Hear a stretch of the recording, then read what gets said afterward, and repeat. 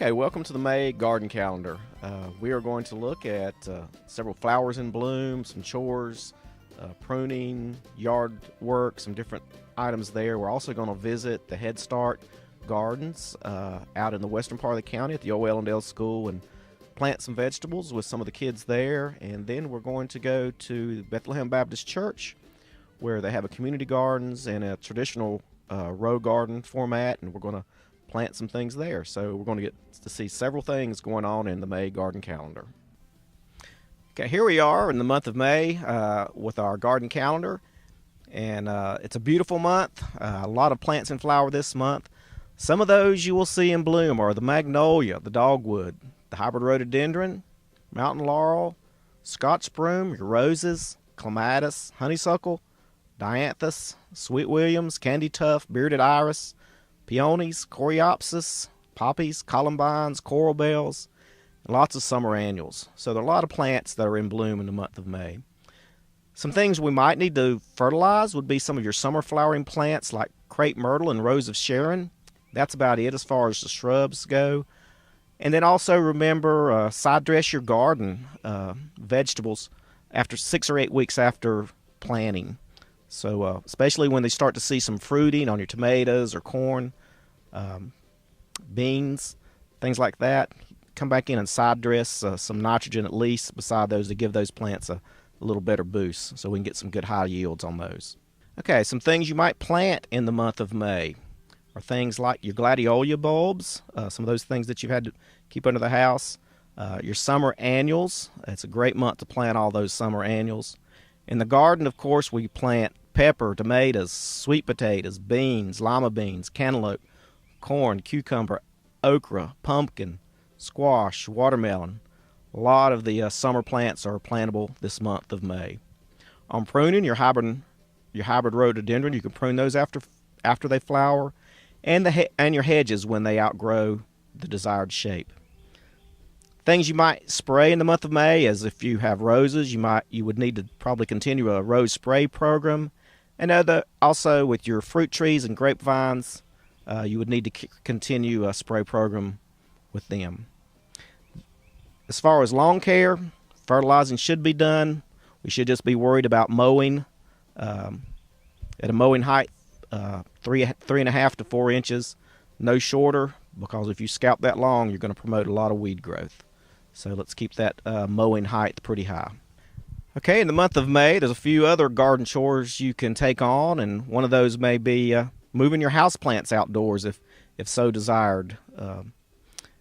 Often it helps to kind of get them some good summer rains and to bring some of those predator insects that you may have some insects that are bothering your plants, and just natural predators usually takes care of them if you can get them outside where those predators can get hold of those scale or those aphids. So often moving them gradually into some shade outside, then into full sun, will do your houseplants some good, kind of give them a big boost for the year. Another chore that you might take on the month of May is if it turns dry, you may need to give those garden plants or your ornamental plants a good dose of water, an inch a week if it's dry and they need it. And then another great chore for the month of May, if you haven't already, is to get out there and put mulch around your shade trees and your ornamental shrubs and things like that. And that's great for giving organic amendment there to the root area and to conserve moisture as we get headed to the dry months of the year. So lots to do in the garden in the month of May, so you better get out there and get at it. Dig out a hole for it, okay? Like about that big. And we'll just if you guys don't want to get your hands dirty, I'll take it out. It's up to you guys. We just kind of turn it upside down and kind of squeeze it, and it'll come out, okay? We just take it and we put it in a hole. I'm going to do one of these over here that's a little further to reach and let you do one there. Just drop it in the hole. And then you cover it up. Watch what I'm doing with the lettuce. You cover it up with the dirt till it's get in there. Okay? Who wants to try first? You want to try this? Do you guys want to do one? I think you'd like it. Okay. You want to take the lettuce? Just drop it in the hole there. Just cover it up. That's it. There. Drop it in the hole. Cover it up. I'll tell you what, let's let Judy dig the hole and then you can put it in there, okay? That's sweet, Lisa. Thank you. Good. Okay.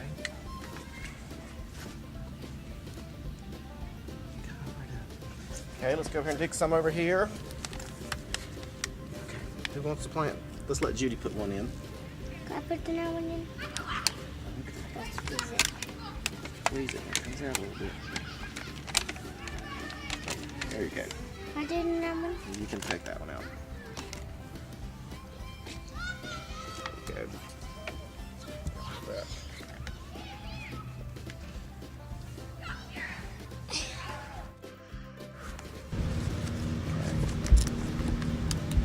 I'm gonna let you drop it in the hole there. You just pull this and plant right out of there. Put it in that hole. Okay, there you go.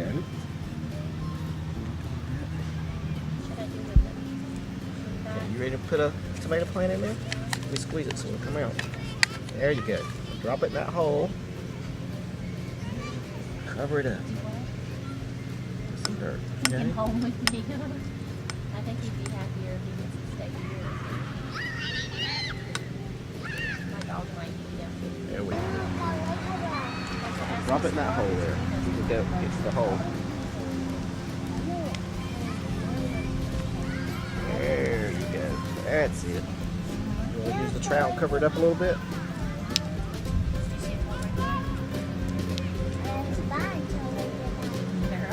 Okay, for the month of May, we're back here in the garden looking at what's different things we can plant during the month of May. Some of the things we're going to plant today, but things we can plant are tomatoes, which we've already planted a couple tomatoes back here behind me, peppers, sweet corn. We can plant cantaloupe, cucumbers, beans, our squash, pumpkins, cantaloupe, watermelons, all of those things. They're warm season plants, so we can get those in the garden in the month of May and don't have to worry about the danger of frost. So to start with, we're here at the Alexander Head Start in their little raised bed garden. And what we usually do with the cantaloupes is we just usually make a circle. Here in the square foot, we measure off 4 square feet. Make a circle. We plant our seeds or our transplants, which we have some of both as far as the cucumbers go today. And we'll plant them in that circle. And then we'll put a trellis up. That way we can utilize what we call vertical gardening and not waste our garden space. So I'm going to go ahead. We've got some little white cucumber sets. I'm going to put them in a few of these blocks, and then we're also got some just long green slicing cucumbers. We'll put them in the circle also, and then we'll put the trellis right in the middle of it.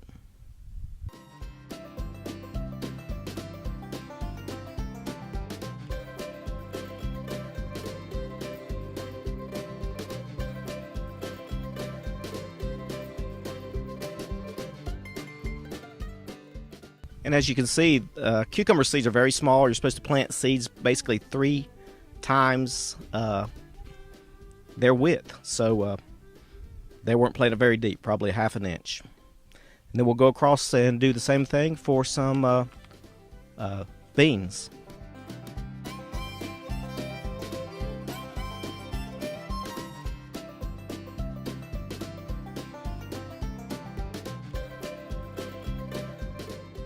Okay, the cucumbers, just like the pole beans, like I say, they grow in a trellis, so we use just wire tomato cages. And if you'll place those right in the center where we planted the cucumbers and the pole beans, they'll grow right up it and do a great job in holding their weight. Now the cucumbers, you may have to train them a little bit. The beans, they just take right to it, but we'll go ahead and get this in here pretty solid. Okay, something else we're going to plant here is our squash, and basically you want to plant squash in a raised bed near an edge because they get real big and usually spill over. So we're going to plant this back here in the back 2 corners, and just like the beans and the cucumbers and most other garden plants, we plant a few more seeds than we probably need, but we can always thin later. If some of the seeds don't germinate, we planted extra, so surely we will get some that germinate. And another little mound, about 5 or 6 squash seed back here. Cover that up, and then we thin as needed once they come up. So that's some of the vegetables you can plant in your garden in the month of May. Okay, here we are at Bethlehem Baptist Church today, where we have a great project going on, and I'm just going to turn it over to Andrea and Karen and let them tell you about the project before we get started. I'm Andrea, and I'm with the Alexander County Partnership for Children, and we are here at Bethlehem Baptist this morning to start a community garden with the director, Karen Price, and we are excited. It's going to produce, hopefully, enough produce to provide a ministry to the community through their clothing closet. So I hope it turns out great. This is a new thing for us, so we're just going to try it and see what goes, but we're going to involve our children and help them to develop some servants' hearts to help out the community and providing these fruits of the garden. And we just are going to do our best and try to grow some things and hope that it'll be a good start to the community involvement. Okay, thank you. Well, I'm just going to kind of cover some of the basics of gardening because I know we have some other folks here from a few other daycares, and gardening can be done in a lot of different ways. Raised beds, traditional row gardening like we're going to be planting today. The main things, of course, a garden needs is sunlight. You need a minimum of 6 hours, but preferably 8 hours of sunlight a day. And you need a water source, which I see Karen has got a hose stretched across to the garden today, which we can use if need be, especially at planting.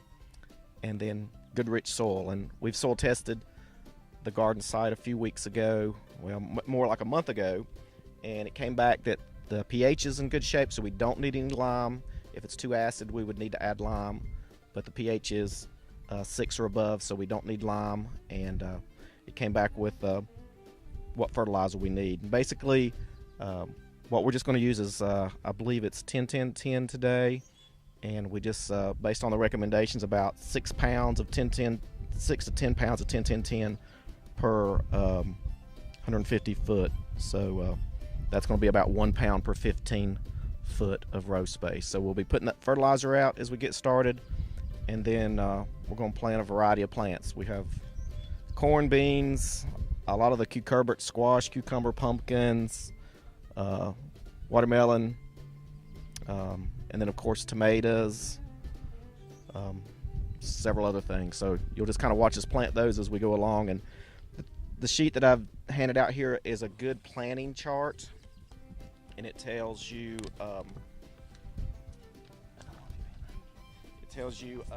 spaces on how far apart to plant plants. And we carry these sheets at the extension office if anybody wants these.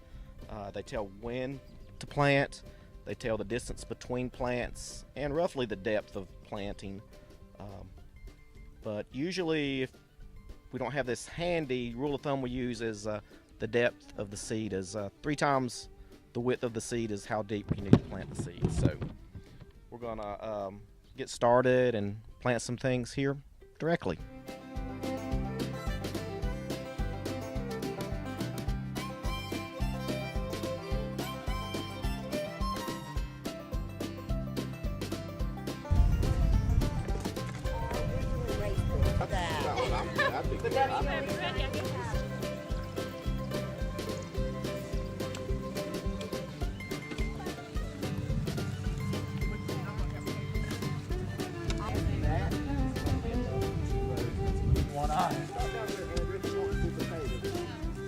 If we get that out, he can.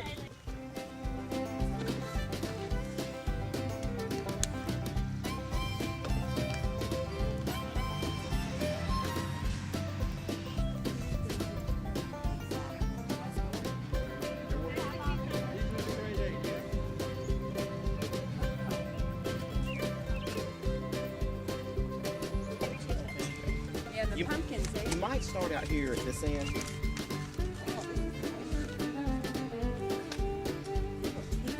One for me, one for the birds. Exactly.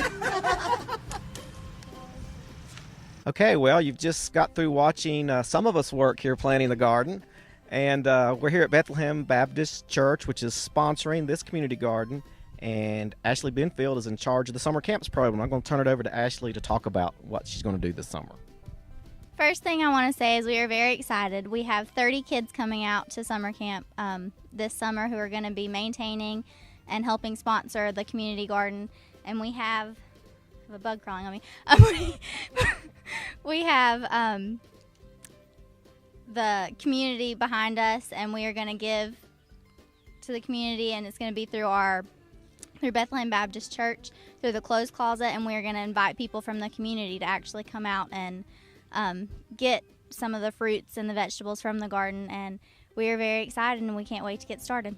The Bethlehem Baptist Community Garden will help with our clothes closet ministry in providing vegetables for the people who visit the clothes closet, and we hope to let the children prepare menu cards that will help them to cook nutritious meals also, so that we can have a healthier community.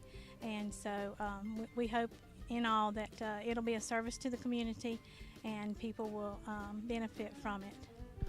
Well, I hope you've enjoyed the program, but if you ever have any further questions or need for assistance, contact us, the North Carolina Cooperative Extension Service, and we are located at 376 First Avenue, and that is located beside the Health Department and in the back parking lot of First Baptist Church. Also, if you want to contact us by phone number is 828-632-4451, or visit us at alexanderextension.com.